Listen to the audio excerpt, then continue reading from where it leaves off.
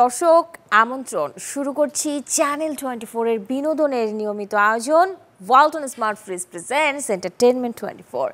দেশ বিদেশের বিনোদনের নানা খবর নিয়ে সাজানো প্রতিদিনের মতো আজও আপনাদের সাথে আছি আমি শাহরিন জেবিন।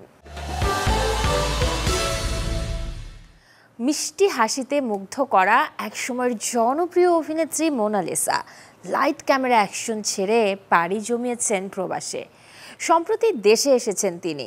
গণমাধ্যমে যেমন জানিয়েছেন ফিরে আসার কারণ, তেমনি বলেছেন ব্যাটে বলে মিলে গেলে আবারও কাজ করবেন মোনালিসা। মজেজা আশরাফ মোনালিসা একসময় নাটক থেকে শুরু করে বিজ্ঞাপন, মডেলিং সবকিছুতেই উজ্জ্বল উপস্থিতি ছিল এই তারকার। নাচেও ছিলেন পারদর্শী, কিন্তু হঠাৎ ছবি অঙ্গন থেকে দূরে সরে যান এই তারকা, বেছে নেন প্রবাস জীবন। সম্প্রতি দেশে ফিরেছেন মোনালিসা। কেন ফিরলেন এবং কেমন কাটালেন প্রবাস জীবন, গণমাধ্যমের মুখোমুখি হয়ে জানালেন তা।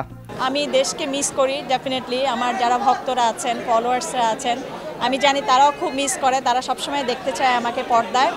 সো এই কারণে আসা। বাইরে থাকলেও আমি আমার দেশকে সবসময় আমি রিপ্রেজেন্ট করি। এটা আমি কারণ আমি আমার নিজের রুটকে আমি কখনোই ভুলে যাই না। বাইরে গিয়েছি বা আছি নিজেকে ডেভেলপ করার জন্য, নিজেকে এক্সপ্লোর করার জন্য। আমি আমার বয়সে, আমি খুব ছোট বয়স থেকে আমি মিডিয়ার সাথে জড়িত, আপনারা সবাই জানেন। একটা পর্যায়ে আমি সব কিছুই পেয়েছি, আপনাদের ভালোবাসার, রেসপেক্ট, সব কিছু দর্শকদের।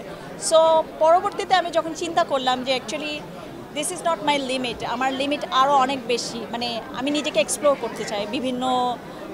সো আমি ওই অপরচুনিটির জন্যই আমি দেশের বাইরে গিয়েছি এবং আছি, কাজ করছি, দেশের জন্যই কাজ করছি।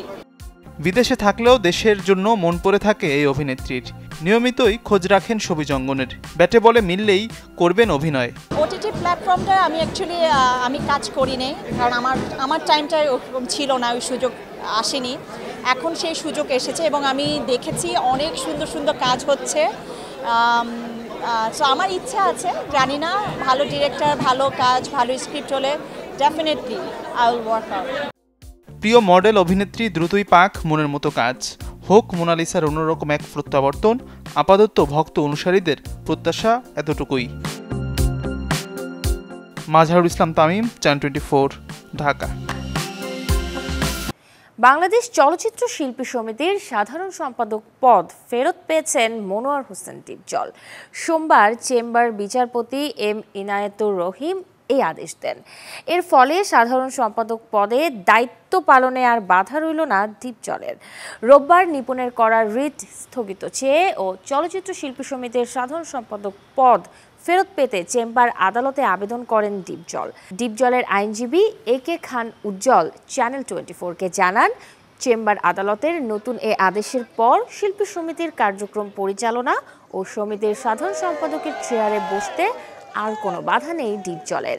এর আগে গেল 20 মে বিচারপতি নাইমা হায়দার ও বিচারপতি কাজী জিনাত হকের হাইকোর্ট বেঞ্চ শিল্পী সমিতির নির্বাচনে সম্পাদক পদে বিজয়ী ডিপজল তার পদে বসতে পারবে না বলে আদেশ দেন। সেই সঙ্গে পরাজিত সাধারণ সম্পাদক প্রার্থী নিপুণ আক্তারের অভিযোগ তদন্তেরও নির্দেশ দেন আদালত। আদালতের নতুন এই আদেশের পর ডিপজল সত্যের জয় হয়েছে বলে নিজের অনুভূতি জানিয়েছেন চ্যানেল 24-কে। ইনশাআল্লাহ সত্যের জয় পেয়েছি। যেটা সত্য অবশ্যই সত্যই থাকে এবং মাননীয় আদালত সত্য বিবেচনা করছে, এই জন্য আমাকে আমার পক্ষে রায় দিয়েছে। আর আমি তো এটা ফেল করা লোক না যে ফেল করছি, এক ভোটে পাস করে তো পাস। ওইটাই আমি আদালতের কাছে করছি যে আমি এটা আমার বিপক্ষে যে বেআইনি ভাবে যে জিনিসটা করছে এটা ঠিক করেনি। একটা রিট পিটিশন ফাইল করে একটি আদেশ নিয়েছিলেন যে সেক্রেটারিকে ফাংশন যাতে না করতে পারে। তো তারই পরিপ্রেক্ষিতে আদালত আমাদের সবার বক্তব্য শুনেছেন, আমাদের বক্তব্য শুনেছেন, আদালত সাহেবের বক্তব্য শুনেছেন। এটা শুনে চেম্বার জাজ হাইকোর্টের যে আদেশটি দিয়েছিলেন সেই আদেশটি স্থগিত করেছেন। এখন ডিপজল সেক্রেটারি হিসেবে দায়িত্ব পালন করবেন এবং ফুল কমিটি তাদের দায়িত্ব পূর্বের মতো পালন করতে থাকবেন।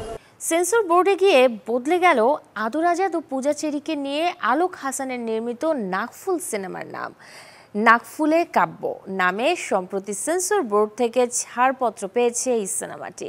নাম পরিবর্তন প্রসঙ্গে নির্মাতা আলোক হাসান বলেন, এর আগে নাকফুল নামে আরও একটি সিনেমা সেন্সরে ছাড়পত্র পেয়েছিল। একই নামে দুটি সিনেমায় সেন্সর ছাড়পত্র আইনসিদ্ধ নয়, তাই বাধ্য হয়ে নাম পরিবর্তন করে নাকফুলে কাব্য করা হয়েছে। এটি আদর পূজা জুটির অভিনীত প্রথম সিনেমা, যদিও তাদের মুক্তিপ্রাপ্ত প্রথম সিনেমার নাম লিপস্টিক। 2022 সালে শ্রীমঙ্গলে নাকফুলে কাব্য সিনেমার দৃশ্য ধারণ শুরু হয়।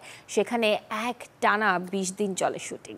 শিগগিরই এই সিনেমাটি মুক্তির তারিখ ঘোষণা করা হবে বলে জানিয়েছেন ছবির নির্মাতা। জনপ্রিয় ব্যান্ড ওয়ারফেজ নিজেদের 40 বছর উদযাপনে দর্শক শ্রোতাদের জন্য এনেছে নতুন আঙ্গিকে তাদের পুরনো গান অবাক ভালোবাসা শিরোনামের যে গানটি অনলাইনে মুক্তির দুদিনেই ছাড়িয়েছে 2 মিলিয়নের ঘর। এদিকে গান মুক্তির পর সামাজিক যোগাযোগ মাধ্যমেই গানটি শেয়ার করে নিজেদের অনুভূতির কথা জানিয়েছেন ওয়ারফেজ ভক্তরা। মূলত বাংলা রক মিউজিকের একটি মাইল ফলক হিসেবে পরিচিত অবাক ভালোবাসা গানটি প্রথম প্রকাশিত হয় 1994 সালে। বাংলাদেশের রক মিউজিকের পথিকৃৎ হিসেবে প্রায় 4 দশক ধরে এই ঘরানার সঙ্গীতকে গড়ে তুলতে গুরুত্বপূর্ণ ভূমিকা পালন করছে ওয়ারফেজ। অবাক ভালোবাসা মূল গানটি ওয়ারফেজের সাবেক লিড ভোকাল বাবনা করিমের লেখা ও সুর করা। ঈদে মুক্তির অপেক্ষায় থাকা সিয়াম বুবলি জুটির সিনেমা জঙ্গলির 4টি গানের কথা, সুর ও সঙ্গীত আয়োজন করেছেন জনপ্রিয় গীতিকার, সুরকার ও সঙ্গীত পরিচালক প্রিন্স মাহমুদ। এই 4টি গান আবার অ্যালবাম আকারেও আসবে, যা হবে 2016 সালের পর প্রিন্স মাহমুদের প্রথম অ্যালবাম। এম রাহিমের পরিচালিত জঙ্গলি সিনেমাটির শুটিং শেষ হয়েছে কিছুদিন আগেই, চলছে এখন ডাবিংয়ের কাজ। এই প্রসঙ্গে প্রিন্স মাহমুদ জানান, জঙ্গলি আমার প্রথম সিনেমা, যে সিনেমার সবগুলো গান আমি করেছি এবং গানগুলো অসাধারণ হয়েছে। আমার বিশ্বাস ঈদের সিনেমা জঙ্গলির এই গানগুলো দর্শক শ্রোতারা দারুণভাবে গ্রহণ করবেন। সবশেষ হিমেল আশরাফ পরিচালিত রাজকুমার ছবিতে বরবাদ ও মা শিরোনামের 2টি গান দর্শক শ্রোতা পেয়েছে প্রিন্স মাহমুদের কাছ থেকে। এর আগে প্রিয়তমা ছবির গানে ব্যাপক সাড়া ফেলেছিলেন প্রিন্স মাহমুদ। নতুন করে গানে ফিরতে ও সুস্থতার জন্য প্রধানমন্ত্রীর কাছে আর্থিক সহায়তা চেয়েছেন দীর্ঘদিন ধরে গুরুতর অসুস্থ থাকা ক্লোজ আপ ওয়ান খ্যাত সঙ্গীত শিল্পী রিঙ্কু। সম্প্রতি জ্যোৎস্না বিলাস গানের প্রকাশনা অনুষ্ঠানে এসে প্রধানমন্ত্রীর কাছে এই আর্জি জানিয়েছেন রিঙ্কু, যে গানটিতে তিনি কণ্ঠ দিয়েছিলেন বছর 4 আগে। 4 বার স্ট্রোকে তার শরীরের বাঁ পাশ অবশ হয়ে গেছে। লোকগানের গায়ক রিঙ্কুর দিন কাটে এখন গ্রামের বাড়িতে। দীর্ঘ কয়েক বছর ধরেই তিনি গ্রামেই রয়েছেন। 2016 সালে হঠাৎ করেই মারা যান রিঙ্কুর বাবা। সে সময়ে অস্ট্রেলিয়ার মঞ্চে ছিলেন এই গায়ক। কিছুদিন আগেই প্রকাশ্যে এসেছিল অনিল কাপুর এবং দিব্যা খোসলা অভিনীত সিনেমা সাভি আ ব্লাডি হাউসওয়াইফের কিছু ঝলক, যেখানে নানা রহস্যের ইঙ্গিত করেছিলেন দিব্যা। এবারে প্রকাশ্যে এসেছে এই সিনেমাটির ট্রেলার। ক্যারিয়ারে প্রথমবার বলিউড তারকা অনিল কাপুরের সাথে স্ক্রিন শেয়ার করছেন অভিনেত্রী দিব্যা খোসলা Kumar. Savi a bloody housewife সিনেমাটিতে নাম ভূমিকায় অভিনয় করেছেন দিব্যা। আর এই গৃহবধূকে তার আসল চমক দেখাতে সাহায্য করবেন অনিল কাপুর। ছবির গল্পে আপাত দৃষ্টিতে সাভি একজন সাধারণ গৃহবধূ, স্বামী সন্তানের সাথে যার ছিল সুখের সংসার। তবে চক্রান্তের জেরে পুলিশের হাতে আটক হন সাভির স্বামী, যে চরিত্রে পর্দায় থাকছেন হর্ষবর্ধন রানে। সদ্য প্রকাশিত ট্রেলারে জেলখানার মধ্যেই তাকে নিপীড়িত হতে দেখা যায়। নিজের পরিবারকে রক্ষায় ও স্বামীকে বাঁচাতে এক দুর্ধর্ষ সিদ্ধান্ত নেয় সাভি। ইংল্যান্ডের সবচেয়ে ভয়ানক জেল ভেঙে নিজের স্বামীকে উদ্ধারের মিশনে নেমেছেন এই গৃহবধূ। সাভি আ ব্লাডি হাউসওয়াইফ প্রযোজনা করেছেন মুকেশ ভাট, ভূষণ কুমার এবং কৃষাণ কুমার, আর এটি পরিচালনা করেছেন অভিনব দে। 31 মে ভারতের প্রেক্ষাগৃহে আলোর মুখ দেখবে Saavi a bloody housewife. Zubair Hossain Sajal, channel 24। জনপ্রিয় Hindi reality show the great Kapil Sharma শোতে কাজের প্রলোভন দেখিয়ে এক তরুণীকে ধর্ষণের অভিযোগ উঠেছে। ২৬ বছর বয়সী ওই তরুণী মুম্বাই পুলিশের কাছে মামলা দায়েরের পর অভিযুক্ত আনন্দ সিং নামের একজন কাস্টিং এজেন্টকে গ্রেপ্তার করেছে পুলিশ। পুলিশ জানায় কিছুদিন আগেই অনলাইনে আনন্দ সিং এর সঙ্গে আলাপ হয় সেই তরুণীর। এ সময় আনন্দ নিজেকে বলিউডের পরিচিত কাস্টিং এজেন্ট হিসেবে পরিচয় দেয়। একই সাথে তরুণীকে দ্য গ্রেট কপিল শর্মা শোতে কাজের সুযোগ করে দেবেন বলেও আশ্বাস দেন। এরপর অডিশনের নাম করে সেই তরুণীকে নালাসোপারা এলাকায় একটি বাড়িতে ডাকেন এবং তাকে ধর্ষণ করেন। এ ঘটনায় তরুণীকে মারধর এবং হত্যার হুমকিরও অভিযোগ রয়েছে অভিযুক্ত আনন্দের বিরুদ্ধে।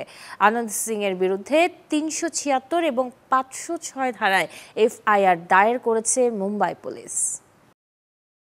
এই ছিল Walton smart fridge presents entertainment 24 এর আজকের আয়োজনে। বিনোদনের সব খবর জানতে ভিজিট করুন আমাদের ফেসবুক পেজ এবং ইউটিউব চ্যানেলে। কাল ঠিক একই সময়ে আবারও দেখা হবে। সেই পর্যন্ত সবাই ভালো থাকুন, সুস্থ থাকুন, চ্যানেল 24 সাথেই থাকুন।